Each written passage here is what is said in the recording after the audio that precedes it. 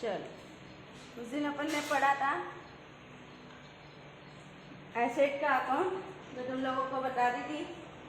ठीक है, last lecture में अपन ने वो किया, स्टार्ट किया था एसेट का अकाउंट।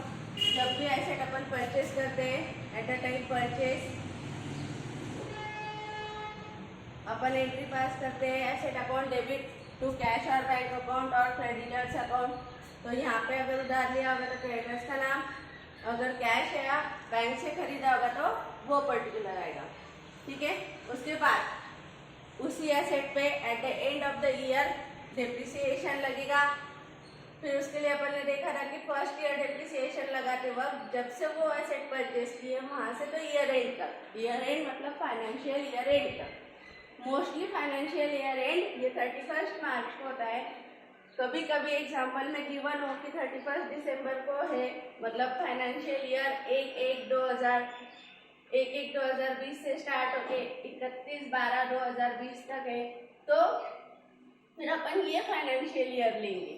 ठीक है, बट 99% केसेस में 31 मार्च ही फाइनेंशियल ईयर तुम लोगों को दिख के आएगा। ठीक है, तो जब से अपन एसेट परचेज किए वहाँ से ईयर एंड तक अपन फर्स्ट ईयर का डिप्रिसिएशन डालेंगे। फिर एसेट का ब्रॉट डाउन, डिप्रिसिएशन डालने के बाद यहाँ पे कैरी डाउन आएगा। इस मंथ का इस ईयर का कैरी डाउन, नेक्स्ट ईयर का ब्रॉट डाउन।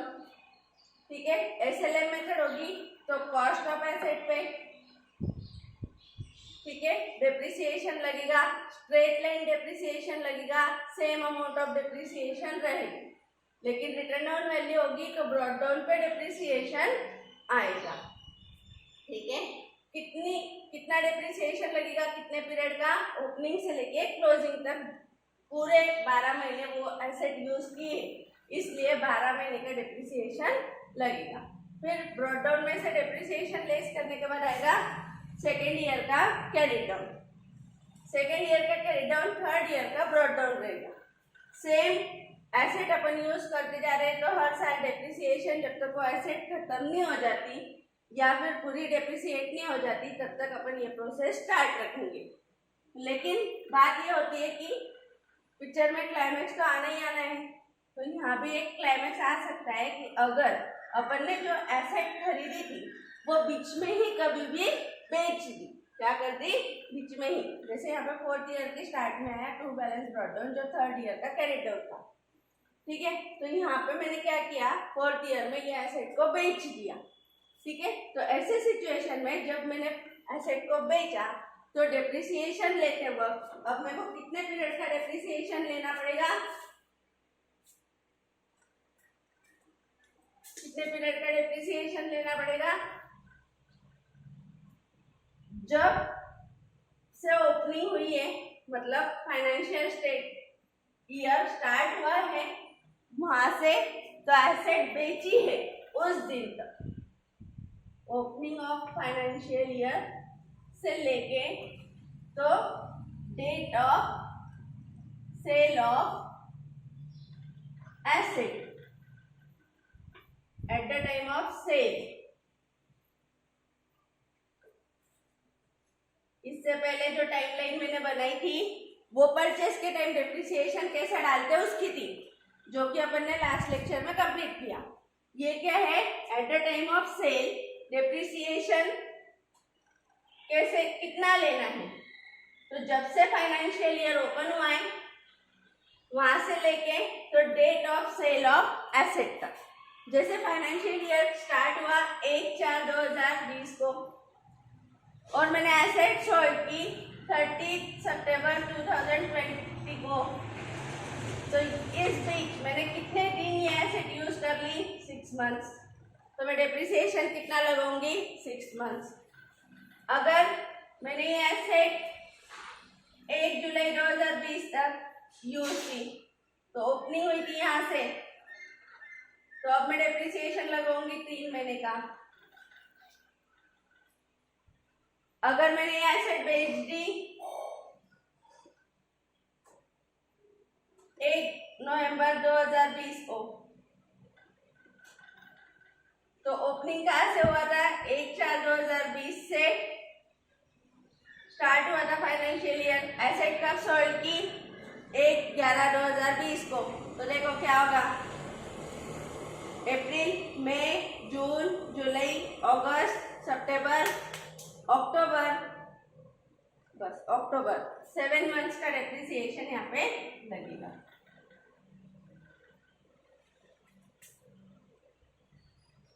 ठीक है, तो इस तरीके से सेल के ईयर में डेप्रिसिएशन डालते हैं। सेल के ईयर में डेप्रिसिएशन कैसे डालते हैं, कितना डालते हैं, opening to date of sale, opening से लेके तो date of sales of asset तक डेप्रिसिएशन डालते हैं। उसके बाद ओपनिंग में से डेप्रिसिएशन लेस होने के बाद जो वैल्यू बचेगी ओपनिंग में से प्रॉफिट और loss on sale of assets अब अपने को निकालना पड़ता है। तो क्या करना है, जब अपने को ये एसेट बेची है, पर्टिकुलर एक एसेट अपन ने बेच दी है, तो क्या करना पड़ेगा, ओपनिंग बैलेंस ऑफ एसेट ले लेना, उसमें से depreciation up to date of sale less कर लेना। ठीक है, उसके बाद जो अमाउंट बचेगी वो अगर कैश से कम होगी,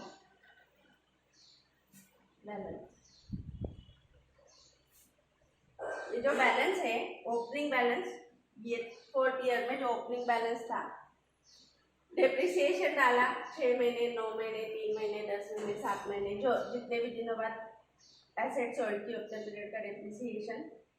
अगर ये बैलेंस कैश से ज्यादा आया, कैश कब आएगी, एसेट सोल्ड करेंगे तो कैश से होगी। ठीक है, तो cash is greater than balance, cash is greater than balance, मतलब ये बैलेंस कम है और अपने को कैश ज्यादा रिसीव हुई है, तो ये कंडीशन है प्रॉफिट की। ठीक है, और cash is less than balance, तो ये कंडीशन है लॉस की। ठीक है, मैडम को समझ में नहीं आया। ठीक है, तो ये इमेजिनरी ये फॉर्मेट है, तुम लोग इसको फॉर्मेट को लिखो, मैं इसमें फिगर डाल के तुम लोगों को सॉल्व करके बताती, प्रॉफिट लॉस निकाल के बताती। ठीक है, तो ये लिख लो फॉर्मेट।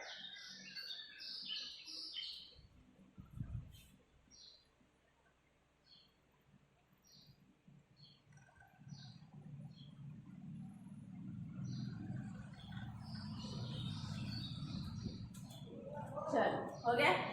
हाँ, सबसे पहले यहाँ पे लिख देती स्ट्रेट लाइन मेथड से अपन एग्जाम्पल को देख लें, स्ट्रेट लाइन मेथड से एग्जाम्पल कर रहे। ठीक है, मैंने एक एसेट परचेस की 1 लाख रुपीज की, कितने की परचेस की 1 लाख रुपीज की, और डेप्रिसिएशन कितना लग रहा है, डेप्रिसिएशन लग रहा है 10% पर एनम, कितना लग रहा है 10% पर एनम। ठीक है, स्ट्रेट लाइन मेथड है 10% पर एनम, तो डेप्रिसिएशन का कैलकुलेशन अगर अपने को करना है तो अपन यहाँ पे कर लेते हैं। डेप्रिसिएशन कितना आएगा 1 लाख इंटू 10%। ठीक है, यह आ जाएगा 10,000 रुपये। तो हर साल कितना डेप्रिसिएशन डालना है अपने को 10,000 रुपये। ये अपन ने कहाँ से लाया 1 लाख के 10%, हर साल कितना डेप्रिसिएशन लगेगा 10%। क्यों, क्योंकि स्ट्रेट लाइन में खड़े, अगर रिटर्न डाउन वैल्यू रहती तो बैलेंस पे आता था, वो भी अपन सॉल्व करेंगे, बट सबसे पहले अपन स्ट्रेट लाइन देख लेंगे। ठीक है, तो अपनी डेप्रिसिएशन की वैल्यू कितनी आई 10,000 रुपीज। अब मैंने एसेट परचेस की थी सपोज 1/4/2020 को। ठीक है, 20 से भी पहले ले लेते, 1/4/2017 कब परचेस की 1/4/2017। ठीक है, ईयर एंड कब आएगा, ईयर एंड 31/3/2018। ठीक है, अब मैंने ये एसेट बेची, नहीं सॉरी अब मैंने ये एसेट पूरे साल यूज किए, देखो कितने दिन यूज किए, 1/4/2017 से लेके 31/3/2018 तक, मतलब मैंने 12 मंथ्स इस एसेट का यूज किया है। क्या? From the date of purchase, purchase की डेट क्या थी 1/4/2017 और ईयर एंड कब था 31/3/2018। ठीक है, तो मैंने अब ये तुमने लिख लिया होगा,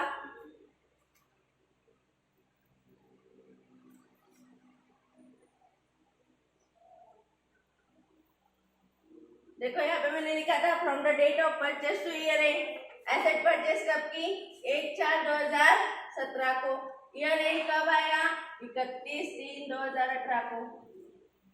ठीक है, कितने महीने एसेट यूज की 12 महीने की। डेप्रिसिएशन कितना लगना है 10% लगना है, 1 लाख के 10% फॉर 12 मंथ्स। ठीक है, 1 लाख के 10% फॉर 10 मंथ्स, तो 12 ऐसे ही कैंसिल हो गए, 0 0 ये 0 गया ये 0 गया, कितने आए 10,000 रुपए। तो मैं डेप्रिसिएशन डाल दूं 10,000। एसएलएम मेथड में एक बेनिफिट होता है, देखो कि अपना हर साल आने वाला डेप्रिसिएशन ये सेम आता है। कैसा आता है? सेम, फर्स्ट ईयर भी वही, सेकेंड भी वही, थर्ड भी वही, फिफ्थ भी वही, सिक्स्थ भी वही, जो। ठीक है, तो अब मैं क्या करूं, इजी कर लेती, 3 साल तक मेरे को सेम डेप्रिसिएशन डालना है।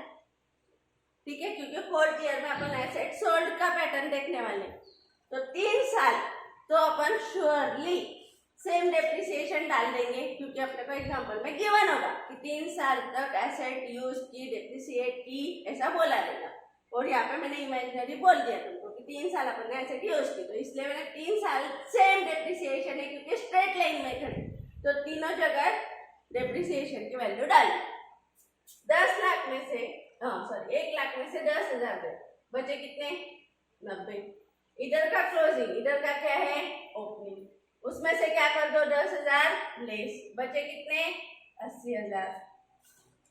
कहां से आ रहे हैं ये 1 लाख, 1 लाख डेबिट बढ़ी है, क्रेडिट लेस करो, डेबिट बढ़ी है, क्रेडिट लेस करो, क्रेडिट में बैलेंस देखो, इधर ब्रॉट डाउन किया, इसमें से ये 10 लेस कर लो 80, ये कैसे निकाला 90 और 90, उसमें से 10 लेस, इधर 80,000, 80 में से 10 गए, बचे कितने 70,000।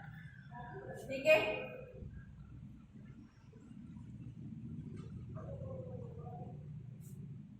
अब 4th ईयर के स्टार्टिंग में कितने बैलेंस था 7, पक्का।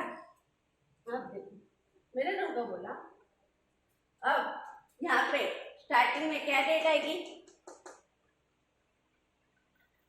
क्या डेट आएगी बोलो, ये ओपनिंग है, ये क्लोजिंग है, ये परचेज की डेट है, ये एसेट ईयर एंड की डेट है, बोलो यहाँ पे क्या डेट आएगी। सेकेंड ईयर का स्टार्ट कब से होगा 1/4/2018 से, एंड कब होगा 31/3/2019, 1/4/19, 31/3/20, 1/4/20। अब आ गए अपन 31/3/21 पे। उससे पहले क्या हो गया, ये एसेट अपन ने 1 अक्टूबर को बेच दी, ये एसेट अपन ने 1 अक्टूबर को बेच दी 60,000। ठीक है, तो पहले तो अपने को क्या करना पड़ेगा, जब तक अपन ने सेल के ईयर में एसेट यूज किए तब तक का डेप्रिसिएशन डालना पड़ेगा। मैंने ये एसेट कब बेची 1 अक्टूबर को बेची, हाँ, ईयर का स्टार्ट कब हुआ 1/4/2020 और मैंने बेची कब 1 अक्टूबर 2020 को, कब बेची 1 अक्टूबर 2020 को। तो मैंने ये एसेट जो मैंने बेची 1 अक्टूबर 2020 को, वो कितने दिन यूज की 6 महीने, गिनो, अप्रैल, मई, जून, जुलाई, अगस्त, सितंबर, और अक्टूबर का फर्स्ट डे, ठीक है, तो 6 महीने, ठीक है। चलो फिर अपन क्या करेंगे, अपने को इस साल डेप्रिसिएशन डालते वक्त 1 लाख पे 10% फॉर 6 मंथ्स। क्या करना पड़ेगा, 1 लाख पे 10% फॉर 6 मंथ, 6 महीने का डेप्रिसिएशन लेना पड़ेगा। फिर 1 लाख पे 10% तो कितना था, 10,000। उसके आगे कर लो, सबको कैलकुलेशंस आते हैं। 0 0 0 10,000 डिवाइड बाय 2, 5,000 रुपीज मैंने डेप्रिसिएशन डाला, ठीक है। अब डेप्रिसिएशन भी डल गया। अब अपने को एक तो प्रॉफिट निकालना है, एसेट बेची उस पर प्रॉफिट आएगा, या तो लॉस आएगा, या ना प्रॉफिट ना लॉस आएगा, ठीक है। तो उसके लिए मैंने एक टेबल अभी निकाल के दिया तुमको क्या बोला, profit on loss on sale of asset निकालना है। तो क्या करो, ओपनिंग बैलेंस कितना था, ओपनिंग बैलेंस 70,000, उसमें से क्या लेस कर दो, depreciation at up to the date of sale less कर दो, बचा कितना 65, ठीक है। अगर मैंने बोला सेल ऑफ एसेट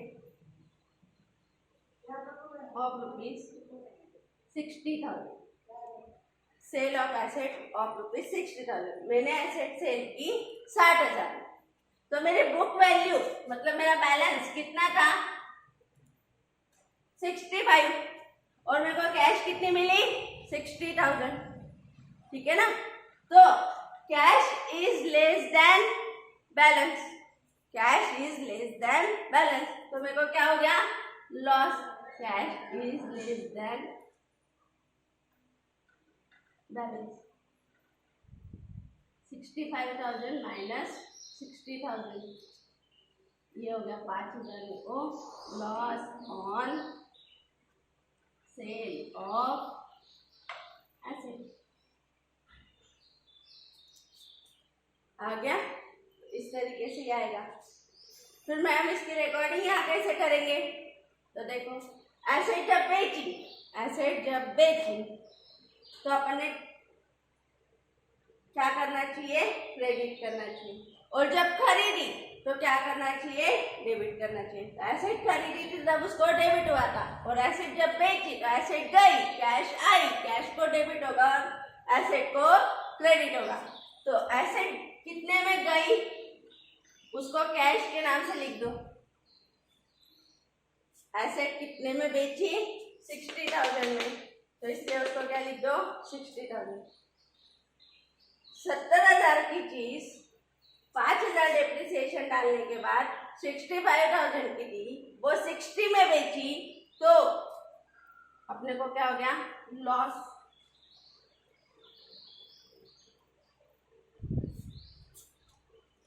ठीक है, और ये अकाउंट हो गया टैली,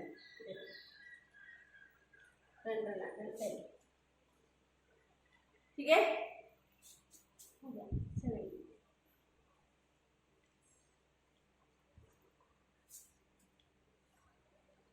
अब हुआ ऐसा सेकेंड केस में, अब मेरे को प्रॉफिट कैलकुलेट करके बताना है, तो इतना लिख लो पहले। लॉस की केस में लॉस कहाँ आता है ये समझ में आ जाएगा, ये लिखना, वापस से लिखना, छोड़ना मत, एग्जाम्पल है क्योंकि हमेशा याद रहेगा, ठीक है। हाँ, ये करो,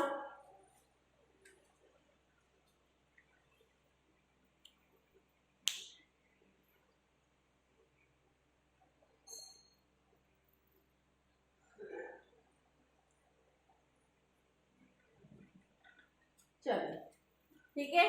अब मैं इसको थोड़ा सा चेंज कर देती हूँ वापस,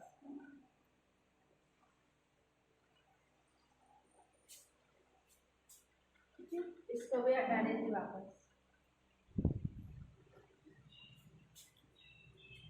ठीक है। सेम एग्जाम्पल है, यहाँ पे दिया है एसेट सोल्ड रुपीज 70। एसेट कितने में बेची? 70,000 में। कितने में बेची? 70,000। ठीक है, 70,000 में से 5 गए, कितना बैलेंस था? 65। अपने एसेट अकाउंट में बैलेंस कितना बचा था? 65। अपने को कैश कितने मिल गए? 70,000। तो अपन यहाँ पे कैश में कितना रिकॉर्ड करेंगे? 70,000। ठीक है, अब 70,000 जब रिकॉर्ड करेंगे, cash is greater than balance है, तो ये क्या गया? प्रॉफिट। देखो बैलेंस कितना है?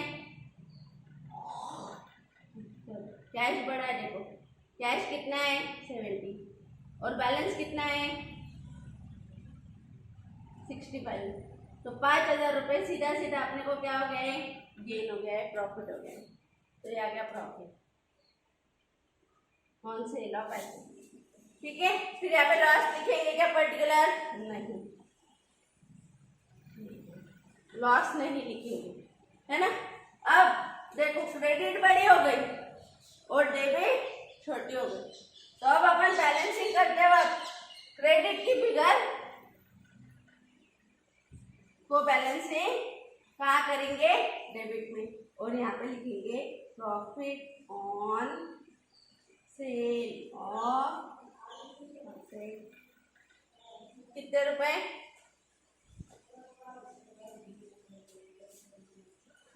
समझ में आया क्या ये? ठीक है, तो इस तरीके से ये रिकॉर्डिंग की जाए।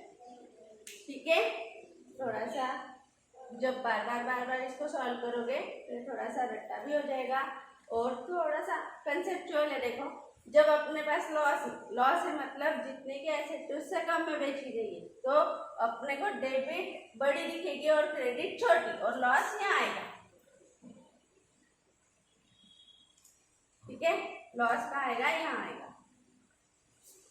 और जब एसेट ज्यादा प्राइस में बेची गई तो बैलेंस कम बढ़ जाएगा, तो बैलेंसिंग डेबिट में। दूसरा रीजन, जब अपन ने एंट्रीज की थी तो एंट्रीज में अपन ने देखा था, देखो ये सेकेंड केस का आंसर है। एंट्रीज में अपन ने देखा था जब एसेट बेची जाती है एट प्रॉफिट जब एसेट सोल्ड होती है तो क्या आता है? Cash account debit to asset account. ठीक है, 70,000 की कैश, 65 की एसेट और टू प्रॉफिट 5,000 की, क्योंकि अपने को इसको इससे मैच करना है। और जब लॉस में बेचते हैं, लॉस में तो कैश कम होती है। देखो अपना जो एग्जांपल था उसमें 60,000 रुपीज थी, तुम लोगों के पास लिखा हुआ है देखो, तो कैश 60,000 है। ठीक है, लेकिन एसेट कितने की थी? 65 की, तो ये क्या आ गया था? 5,000 लॉस आ गया। ठीक है, तो इसकी एंट्री अपन क्या करते हैं?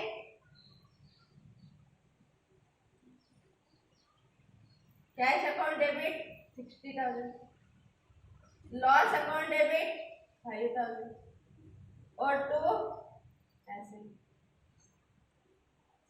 65,000। ठीक है, उसका रोल याद रख सकते हैं। प्रॉफिट डेबिट में आएगा कि क्रेडिट में?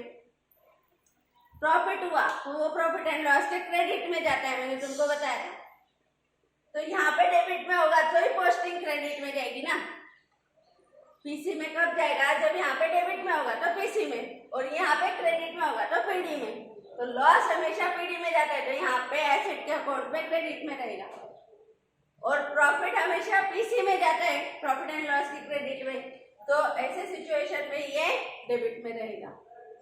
ठीक है, इस तरीके से ये एसेट अकाउंट, उसका फॉर्मेट, उसके ये दो एग्जाम्पल तुम लोग इसको भी लिख लो। पहले लॉस की केस थी, ये प्रॉफिट की केस। ठीक है, लिखो इसको।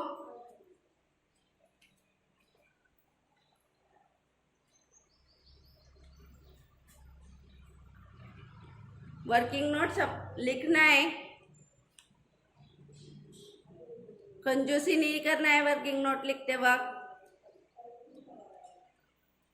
ये ग्रीन पेन से जो लिखा है ये इस वर्किंग नोट के बाद या पहले अकाउंट के पहले अकाउंट के बाद और वर्किंग के पहले लिख लो, या तो अकाउंट ड्रॉ कर लो फिर वर्किंग लिख लो, फिर ये एंट्रीज भी कर लेना, एक बार एंट्रीज को रिवाइज भी करना।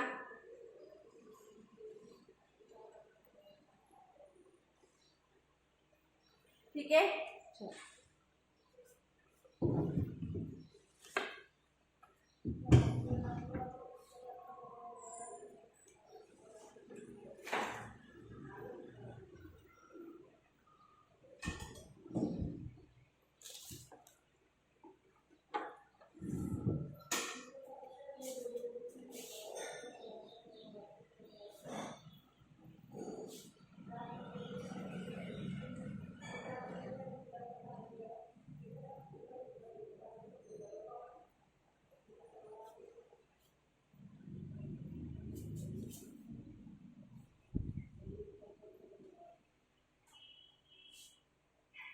अपन थोड़ा सा इसको एक बार वापस रिवाइज कर लेते हैं।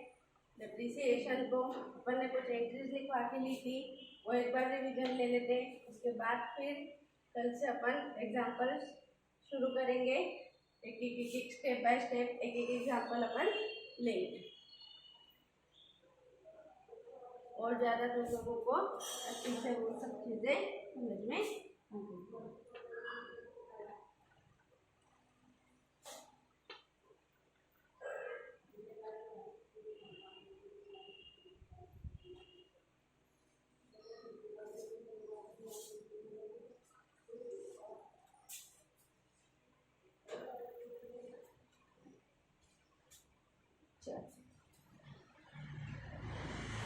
देखो अभी तक अपन ने क्या क्या पढ़ा। अपन ने डेप्रिसिएशन पढ़ा, डेप्रिसिएशन की क्या जरूरत है वो पढ़ा, डेप्रिसिएशन की दो मेथड होती है स्ट्रेट लाइन और रिटर्न डाउन, ये पढ़ा। उसके बाद अपन ने जर्नल एंट्रीज पढ़ी। जर्नल एंट्रीज मोस्ट इंपॉर्टेंट है और डेप्रिसिएशन के अमाउंट इंपॉर्टेंट है। जर्नल एंट्रीज क्यों इंपॉर्टेंट है मैम? क्योंकि जर्नल एंट्रीज जब अपन ड्रॉ करेंगे तो जर्नल एंट्रीज जब अपन करेंगे तो अपने को पोस्टिंग थोड़ी ईजी हो जाएगी। ठीक है, तो अपन जर्नल एंट्रीज देखते हैं। जब अपन ने कोई भी एसेट पर डेप्रिसिएशन डालना है तो अपने पास वो एसेट परचेस होनी चाहिए। क्या होनी चाहिए? एसेट परचेस होनी चाहिए। तो एसेट परचेस करते वक्त एंट्री क्या करेंगे? एसेट आई, सपोज मशीनरी है तो machinery account debit to cash, to bank और टू क्रेडिटर। अब ऐसा क्यों लिखा है ये सबको पता है। अगर कैश पेमेंट हुआ है या फिर चेक से पेमेंट हुआ है या फिर उधारी में खरीदी, ठीक है। और उसके बाद eight the time of depreciation charge करते वक्त एंट्री होगी। डेप्रिसिएशन चार्ज करते वक्त एसेट की वैल्यू कम होती है, ठीक है, इसलिए एसेट कम होती है, एसेट को क्रेडिट किया जाता है। मशीनरी को क्रेडिट कर दो, ठीक है। और किस चीज के लिए एसेट कम हुई, किस चीज की वजह से एसेट कम हुई? डेप्रिसिएशन की वजह से। तो depreciation account debit to machinery account, ठीक है। उसके बाद जब डेप्रिसिएशन ईयर एंड पे डाला गया है, ये डेप्रिसिएशन प्रॉफिट एंड लॉस को ट्रांसफर हो जाता है, ठीक है। तो इसका डेप्रिसिएशन का बैलेंस कहाँ चला जाना चाहिए? प्रॉफिट एंड लॉस को। और जब अपने को डेप्रिसिएशन का अकाउंट कैंसिल करना है तो अपन इसको क्या कर देंगे? रिवर्स, जिससे कि ये टैली हो जाए डेबिट क्रेडिट में, ठीक है। फिर profit and loss account debit to depreciation,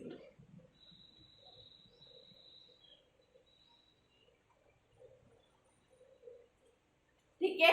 first year ये एंट्रीज हो गई एसेट परचेस की, एसेट डेप्रिसिएट, ठीक है।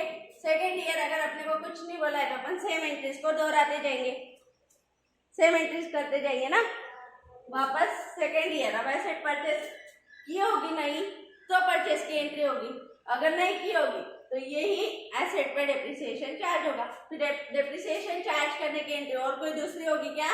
नहीं, यही एंट्री कंटिन्यू होगी सेकेंड ईयर में। डेप्रिसिएशन मशीनरी, और ये डेप्रिसिएशन फिर प्रॉफिट एंड लॉस को ट्रांसफर हो जाएगा, profit and loss to depreciation. ठीक है, उसके बाद third year, fourth year, fifth year सिर्फ डेप्रिसिएशन डालते जा रहे तो डालते रहेंगे। अगर एसेट सोल्ड की, ये जो एसेट अपन यूज कर रहे थे वो सोल्ड कर दी, तो उसमें 3 condition, at book value, no profit no loss. तो एंट्री क्या होगी, एसेट बेची, कैश आई, cash account debit to machinery, cash account debit to machinery. अगर प्रॉफिट पे बेची, एट प्रॉफिट, तो ऐसे सिचुएशन में कैश ज्यादा आएगी।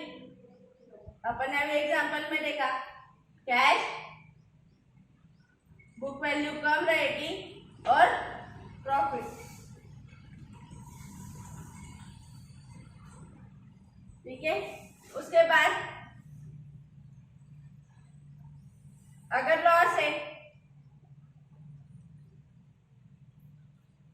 तो क्या होगी entry, cash loss on sale और कैश लॉस ऑन सेल और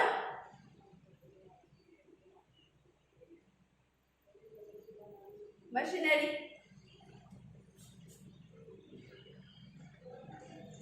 ओके, तो इस तरीके से ये एंट्रीज अपन ने पढ़ी। ये प्रॉफिट कहाँ ट्रांसफर हो जाएगा, प्रॉफिट एंड लॉस में, और ये लॉस कहाँ ट्रांसफर हो जाएगा, प्रॉफिट एंड लॉस में। तो लॉस को प्रॉफिट एंड लॉस में ट्रांसफर करते वक्त transfer of loss, profit and loss account debit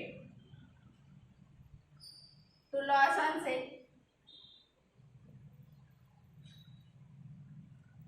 और प्रॉफिट ट्रांसफर करते वक्त transfer of profit, profit transfer करते वक्त profit to profit and loss account. ठीक है, तो ये सारी एंट्रीज अपन ने लिखवा के भी ली थी, इसको समझ भी लिया था। कल से अपन इसके एग्जाम्पल स्टार्ट करेंगे। ठीक है, यहाँ तक तुमने सब रिवीजन करके रखना मस्ट है, तो ये अगली चीजें ध्यान में आएंगी। ठीक है, मिलते हैं, बाय बाय।